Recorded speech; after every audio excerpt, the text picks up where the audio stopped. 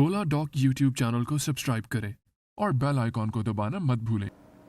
अस्सलाम वालेकुम, मैं डॉक्टर अब्दुल हलीम हूँ। I am consultant psychiatrist. आज ये वीडियो हम एंग्जाइटी डिसऑर्डर के ऊपर बना रहे हैं। पाकिस्तान के टॉप डॉक्टर्स के साथ अपॉइंटमेंट बुक करें, वो भी पेशेंट फीडबैक देखते हुए।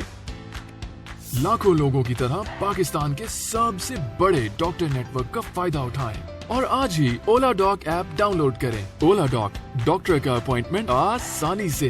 एंग्जाइटी डिसऑर्डर बहुत ज़्यादा कॉमन डिसऑर्डर्स हैं हमारी सोसाइटी में, और एंग्जाइटी डिसऑर्डर्स का लोगों को अमूमन पता नहीं होता, और ये इस तरह के मरीज़ मुख्तलिफ़ किस्म के डॉक्टर्स के पास जाते हैं, दिल वाले डॉक्टर के पास जाते हैं, फिजिशियंस के पास जाते हैं और बहुत ज़्यादा सफ़र करते हैं, क्योंकि एंग्जाइटी में जो मरीज़ होते हैं बहुत तकलीफ़ और करब में होते हैं।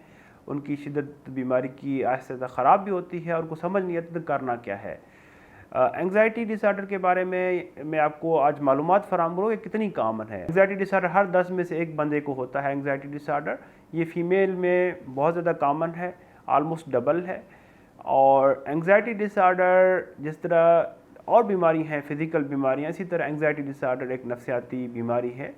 उसमें ये होता है कि इंसान को परेशानी वाली सोचें आती हैं, हर वक्त वरी रहता है, वरी के साथ साथ खौफ रहता है कि कुछ बुरा हो जाए, और साथ में जिस्म में थकावट रहती है, फटीग रहता है, मसल्स पट्टे खिंच जाते हैं और हर वक्त बेचैनी वाली कैफियत होती है। दिल की धड़कन तेज़ हो जाती है, पसीना बहुत ज़्यादा आता है, सांस लेने में दिक्कत होती है, बदहज़मी हो जाती है, पेट ख़राब हो जाता है। ये अलामात आ सकते हैं।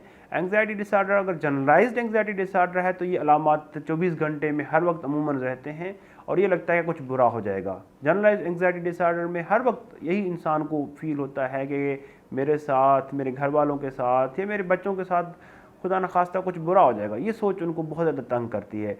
अगर एक ख़ास किस्म का स्पेसिफिक फोबिया हो, फोबिक डिसऑर्डर्स होते हैं, वो भी एंग्जाइटी डिसऑर्डर में होते हैं।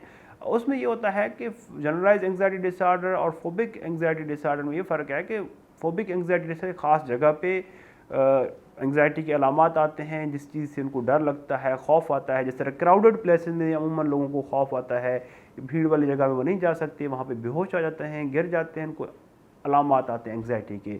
या तो क्लोज स्पेसेस में लोगों को डर लगता है, या लोगों का लोग सामना नहीं कर पाते, जैसे सोशल एंग्जाइटी डिसऑर्डर में लोगों का सामना नहीं कर पाते, उनको डर लगता है कि उनके ऊपर तनकीद का निशाना बनाया जाएगा, उनके ऊपर तनकीद की जाएगी, या उनको लोगों को ऑब्ज़र्व करेंगे। इस वजह से उनके लिए उनको अलामात आ जाते हैं एंग्जाइटी की। ज़ाहिर है जैसे कि एंग्जाइटी डिसऑर्डर एक साइकेट्रिक डिसऑर्डर्स हैं तो उसका इलाज भी है, उसकी वजूहात भी हैं। वजूहात में ये होता है कि अमूमन जेनेटिक जो मौरूसी अवामिल हैं, मौरूसी अवामिल की वजह से भी एंग्जाइटी डिसऑर्डर हो सकता है। उसके अलावा बचपन में जितनी परेशानियाँ या महरूमियाँ रही हैं उसकी वजह से एंग्जाइटी डिसऑर्डर हो सकते हैं। और जितनी भी आजकल लाइफ में परेशानियाँ चल रही हों, परेशानी की वजह से एंग्जाइटी डिसऑर्डर हो सकता है। असल में क्या होता है कि दिमाग के अंदर केमिकल इम्बैलेंस हो जाता है, सेरोटोनिन की कमी हो जाती है, उसकी वजह से एंग्जाइटी डिसऑर्डर होते हैं। इसका इलाज मौजूद है। इलाज के 2 तरीक़ेकार होते हैं। एक तो दवाइयों के ज़रिए इसका इलाज करते हैं। दवाइयाँ एडिक्टिव नहीं होती, लंबे अरसे तक हम दे सकते हैं। अमूमन 6 से 9 महीने तक कोर्स होता है दवाइयों का। 6 से 9 महीने के बाद आहिस्ता आहिस्ता दवाइयाँ बंद करते हैं। साथ में साइकोथेरेपी भी होता है, साइकोथेरेपी करते हैं साथ में एंग्जाइटी डिसऑर्डर के लिए। जो फोबिक डिसऑर्डर एंग्जाइटी डिसऑर्डर है, जो फोबिक एंग्जाइटी डिसऑर्डर है, उसमें हम डिसेंसिटाइज करते हैं, उनको एक्सपोज करवाते हैं पेशेंट्स को। जिन जगह से डर लगता है उनको आहिस्ता आहिस्ता करके एक्सपोज करवाते हैं और एंग्जाइटी फेस करवाते हैं। जैसे एंग्जाइटी का सामना करते हैं वो आहिस्ता आहिस्ता एंग्जाइटी उनकी कम होती है, इस चीज़ को ओवरकम कर लेते हैं।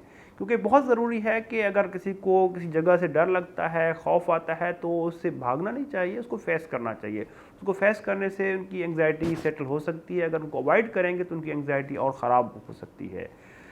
उसके अलावा हम इसके लिए CBT भी करते हैं, cognitive behaviour therapy. Generalised anxiety disorder के लिए कुछ चीज़ें हैं, कुछ हिदायतें जो अब मैं आपको दूंगा। एक तो इनको कैफ़ीन, नशावर चीज़ का इस्तेमाल से परहेज़ करना चाहिए, क्योंकि लोग इस तरह के लोग होते हैं जो नशावर चीज़ों का इस्तेमाल करते हैं तो उनकी एंग्जाइटी और ख़राब हो जाती है। या कैफ़ीन का इस्तेमाल करते हैं, उनकी एंग्जाइटी और वर्सन हो जाती है। तो उनके लिए बेहतर है कि एनर्जी ड्रिंक्स, कैफ़ीन वाली चीज़ें ना लें। और साथ में रेगुलर एक्सरसाइज करें, अपने जिस्म का सेहत का ख्याल करें, जिस्मानी सेहत का, और मेडिटेट करें, अपने आप को रिलैक्स करें। डीप ब्रीथिंग या मेडिटेशन एक्सरसाइज हैं जिस तरह PMR, progressive muscular relaxation exercise, वो करें तो उसमें काफ़ी अफाका होता है, क्योंकि एक रूटीन उनका सही बन जाता है जैसे एक्सरसाइज और मेडिटेशन, तो उनको एक रिलैक्सेशन मिलती है, वो रिलैक्स हो जाते हैं, तो एंग्जाइटी के दौरे उनको उतने नहीं पड़ते। इलाज मैंने जैसे कि बताया 6 से 9 महीने का इलाज चलता है, और इलाज एकदम से नहीं छोड़ना। अगर एंग्जाइटी डिसऑर्डर एक दफ़ा हो जाए तो दोबारा होने के इम्कान बहुत ज़्यादा होते हैं, तो इसलिए बहुत ज़रूरी है कि एक दफ़ा हो जाए तो वो दोबारा डॉक्टर के पास जाएं अगर दोबारा बीमारी आती है। तो एंग्जाइटी की वजह से बहुत ज़्यादा लोग करब में होते हैं, जिनको जिस्मानी अलामात आते हैं, जिस्मानी अलामात को समझते हैं कि कोई उनको ख़तरनाक किस्म की बीमारी है, जिस्मानी बीमारी, इसके लिए उनकी एंग्जाइटी और ख़राब हो जाती है। ज़रूरत इस बात की है कि वो इस चीज़ को समझें कि ये जो जितनी भी जिस्मानी अलामात आ रहे हैं वो एंग्जाइटी की वजह से आ रहे हैं, किसी जिस्मानी मर्ज़ की वजह से नहीं आ रही। अगर इस चीज़ को समझ जाएंगे तो उनकी एंग्जाइटी हैंडल करने में उनको काफ़ी मदद मिलेगी। बहुत शुक्रिया। अब पाकिस्तान के हजारों डॉक्टर से वीडियो कंसल्टेशन के जरिए इलाज करवाएं। तो अभी ओला डॉक ऐप डाउनलोड करें और घर बैठे अपनी सेहत का ख्याल रखें। ओला डॉक, मुश्किल वक्त में आपके साथ।